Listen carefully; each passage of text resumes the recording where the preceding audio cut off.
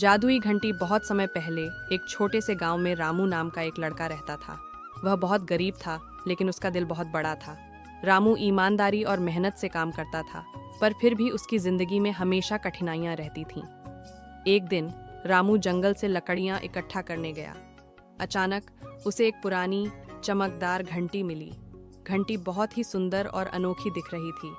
रामू ने सोचा कि शायद यह घंटी किसी राजा के महल से गिर गई होगी। वह घंटी को घर ले आया।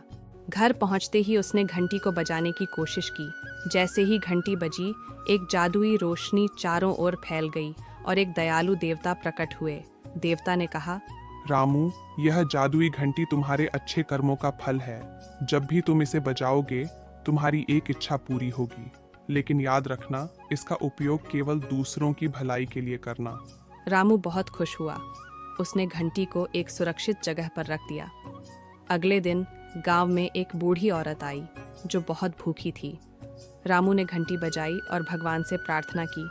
हे भगवान, इस बूढ़ी अम्मा के लिए खाना भेज दो। तुरंत ही वहां स्वादिष्ट भोजन प्रकट हो गया।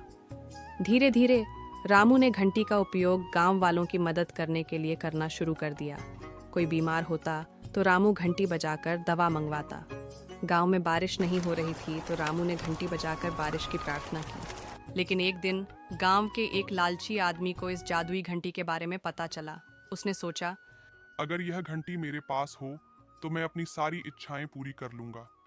उसने घंटी चुराने की योजना बनाई। रात को जब रामू सो रहा था, उस आदमी ने घंटी चुराई और उसे बजाकर सोने चांदी की मांग की। लेकिन देवता प्रकट हुए और कहा, ये घंटी केवल भलाई के लिए है, लालच के लिए नहीं। लालची आदमी के सारे सोने चांदी गायब हो गए और वह गांव से भाग गया। रामू ने घंटी वापस पाई और जीवन भर इसका